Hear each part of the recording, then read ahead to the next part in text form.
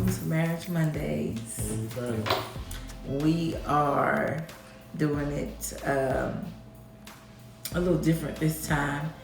We want to, I guess, kind of not speak on it, but give our opinion on some of the things that is going on with Will and Jada right now. We don't want to talk about them specifically, but more so what they're going through and how we would handle it, or how it could affect the marriage. How it could affect the marriage in our opinion. They're real just like we are. They clearly are going through things just like we do, just like any other couple do. So everybody is human. No one is perfect. But I will say that I commend them for opening up about what they're doing, what's going on in their marriage, and being vulnerable about it in front of the world. That would take a lot of bravery. For us, I feel like, there has been times in our marriage where everything wasn't perfect or aligned. I'm gonna be honest, it did make me consider stepping out on my marriage. And so I feel Jada in a lot of ways. I feel like I am her and he's Will. And I definitely think that, cheating in a marriage is a big deal. I never actually cheated, but, the thought ran across my mind. This was early on in our marriage. We had only been married for maybe a year. We had just had the baby, London. And so it definitely was. We had to adjust to a lot of things being married. Yeah. And I think that, it was just managing the whole collage of things, He was trying to juggle being a new father, being a new husband, trying to advance my career. Right, his promotion in his career he received a little bit before I found out I was pregnant, and then I was trying to manage, the household and work, and being a new mom and a new wife too, and it was hard. And so, I did, play with fire a little bit, but not to that extent. Thank God. I would have never wanted to hurt him that bad, but it was a dark time for me, for sure. But I learned, like with what Jada said, I learned a lot in that situation. I learned to appreciate what I have. I learned that what I thought I wanted wasn't what I really wanted, and what I have in him, what I needed. I definitely feel that if you are separated, which we never separated, but Will and Jada did separate. I feel like if you are separated, I do feel like there's certain rules. Yeah. How you gonna go about this separation? Are we going to separation together? Are we gonna see each other off and on? Are you gonna stay in your own little place? I stay in my own place, and we just be away from each other? Or are we gonna be separated where we just kind of like cut each other off and then decide to come back together and reflect on our time with each other? Well, the thing is, when you involve someone else in that situation, a third party or a fourth party, if both people end up moving on before it's dissolved, you're playing a dangerous game, because she got extremely lucky with that guy, and he just cut contact with her and left her alone. But it might not be the same. He made the situation easy. He made the situation easy for her, but it may not be the same in a different situation. That person may not be able to cut ties and let you go so that you can go back to your husband or to your wife. And also, just speaking of just letting go, if I was in Will's shoes, just finding out that happened, how would I feel inside? I think the first thing you would think you would feel inside, you would feel like you wasn't good enough. You know what I mean? That'd be the first thing. You know what I mean? Because we all have egos, and the number one ego we want to have, that's ego that you're willing to take, is that you're the best person for your wife. Yeah. And thinking the fact that your wife considers somebody else over you, went to that extent, you feel like you're not the one. You know what I mean? You aren't the one. It makes you feel that initially, and I think that Will displayed a lot of things that men should be able to do if you really love your wife and really want to save your marriage. That part you gotta let go if you really want to be with that person, because we'll going to somebody else make it easier just because the person did that. So I think that Will displayed, he's showing that he really loves his wife and really want to repair his marriage. And I commend him for that. I can only imagine if we were separated, finding out that you had slept with someone else or had an entanglement. You finna say that. I knew you was finna say that. Had an entanglement with another individual.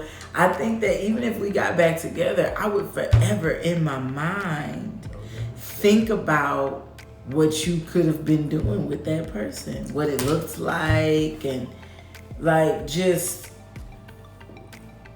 did you love on him the way you love on me? And I personally, that would take a lot of healing. Also, in this scenario, really, I think, I'm trying to stick to the scenario, they knew that person. So that too. And if it was somebody that I knew, that too. You know what I mean? You will wonder, what's this going on even before?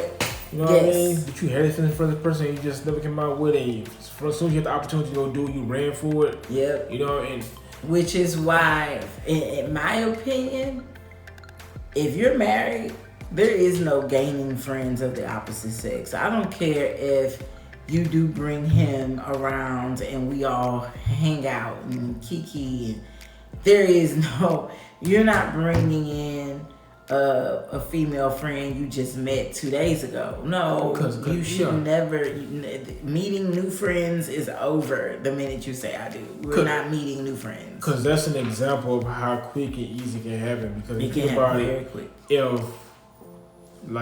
If it was me and you having that kind of situation, if we had another third party, which would be a male, if that person was always around all the time or in your life all the time in that kind of perspective or in that sense, as soon as we break away, the first man that person's gonna think about is when it's always there. Mm-hmm. You know what I mean? And make yourself vulnerable to that, because you will feel some kind of sort of way you feel okay talking to that person, because you know that person been accepted into your marriage as a friend. So, and I think that's where the whole him giving permission thing came into play, because it's, he did know this person and had befriended this person himself. It all made it worse. It all made it worse for me. It would have made it worse for me for sure. Oh yeah, most definitely. But cheating in a marriage, it's a choice. It's a choice. If somebody tells you it's not, don't believe them. That's their excuse. That's a cop-out. It's a choice. You can choose to do the right thing, even in the moment. I know for a fact. I have chosen to do the right thing. And, I'm glad you did do the right thing. Because I don't know how I will recover from it. And who knows what it'll be. But I'm happy I didn't have the opportunity to take that kind of route. And what I really want to think about now more from the situation is, they've taken the steps to repair their marriage, and this was a result of it. And at the end result was it brought them back together. And that's what's important. And that's what's important. And really, you taking a risk. It's a risk, y'all. When you separate, it's a risk.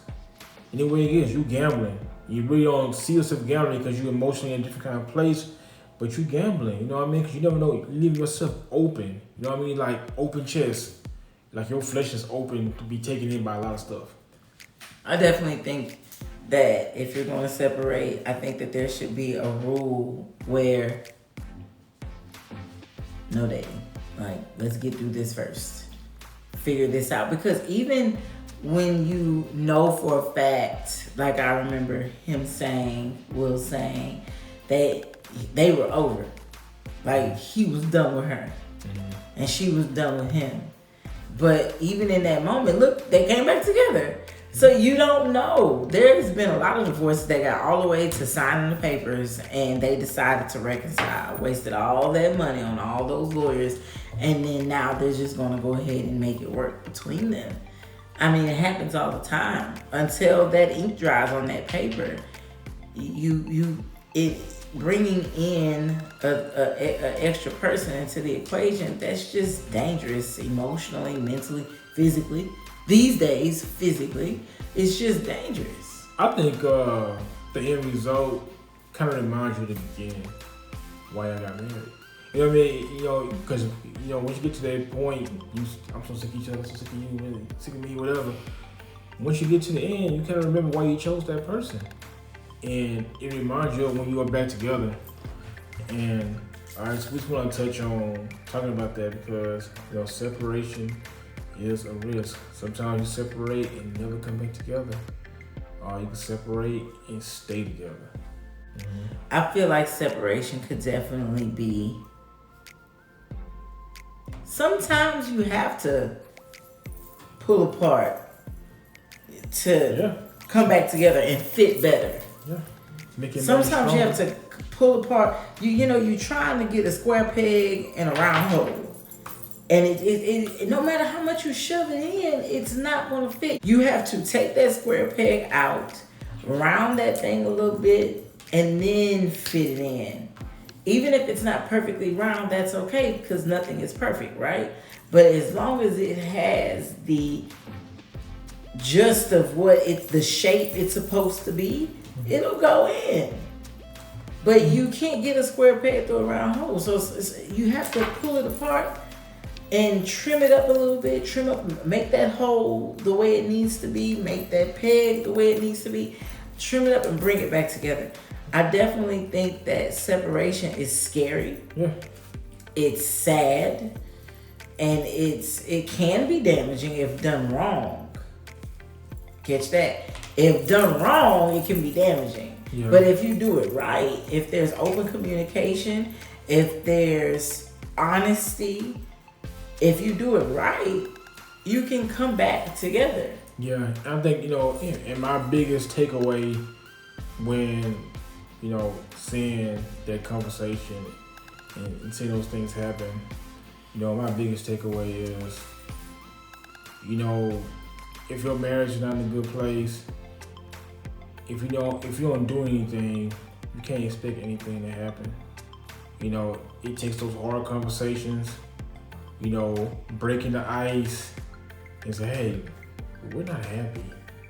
We need to do something about it. We need to find a way to fix this. And it's hard, but it has to be done if you want to save it.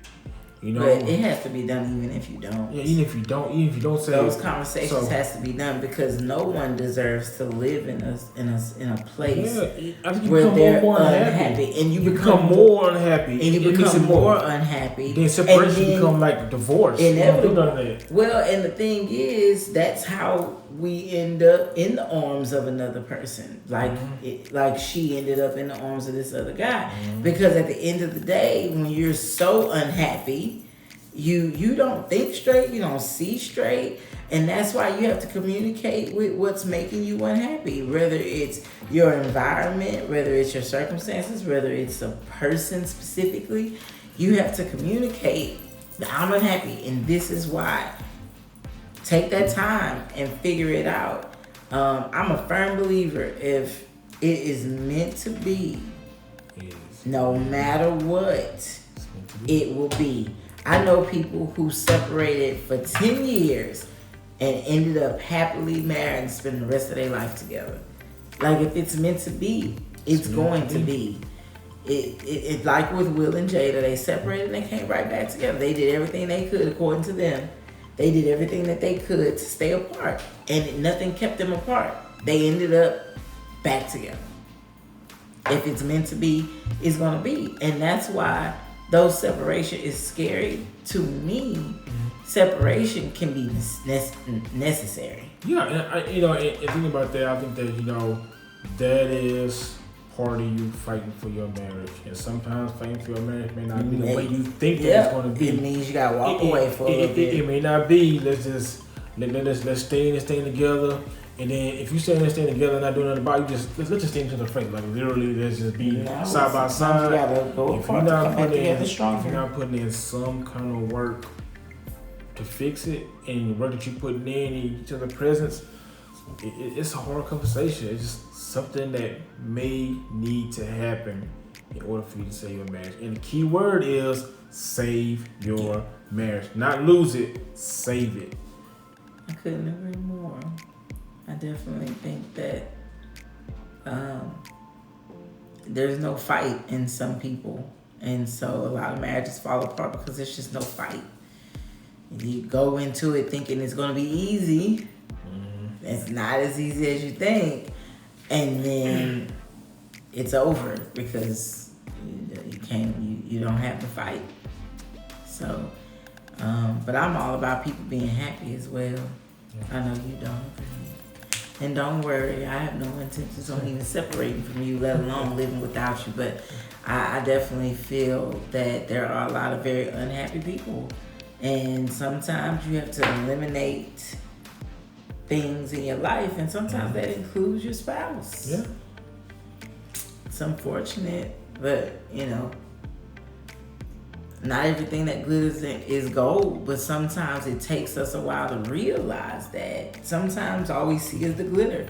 Yeah. And it takes us a while, takes us to get married and have children with someone for us to realize that they're not gold. Sometimes it doesn't happen when we really want it to happen. Yeah, because yes, sometimes being together forever might not be the way you expect for it to be, and the stuff that you do see how marriage is being glamorized, that's not the real picture. What I mean? It's gonna be struggle. It's gonna be some tension. What I mean? It's the truth. What I mean? It's the truth. I feel like that's another reason why people should take their time. Don't be in a rush. Don't be in a rush to get married. Take your time. Take your time. Get to know this person. Get to know this person in all aspects. Mentally, emotionally, spiritually. Priorities in life. Yes. Like, get to know this person and who they truly are. That way you don't have to risk getting married to them, having children with them, and now that is all dissolving right in front of your eyes. Get to know that person and take the steps. Do it in order of the steps.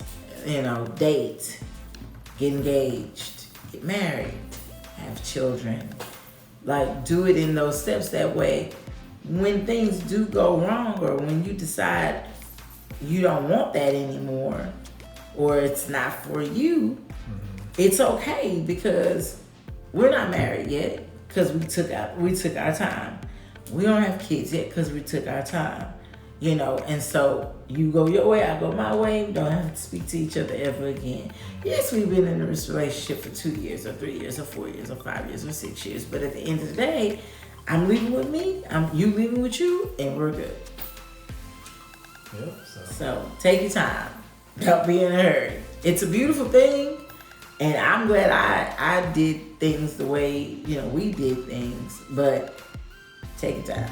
We took our time. But we didn't get married until almost 3 years after we were dating. Yeah, and, you know, in conclusion, all that, like what we touched on in the beginning, you know, just, you know, put in the extensive work to save your marriage. You know, if something is going wrong in your marriage, and if you put in extensive work, and if it doesn't work out, you know, you want to be able to leave peacefully from the situation and say that, hey, we at peace. We did try our best. We went through this, went that. We separated. We did everything we supposed to have done, and mentally, it's a good closure. Yeah, you can move on. So yeah, but we enjoyed chatting with y'all. Thank you for joining us. Thank you for joining us. Please make sure you like and subscribe to our channel, and we hope to see you guys in the next video.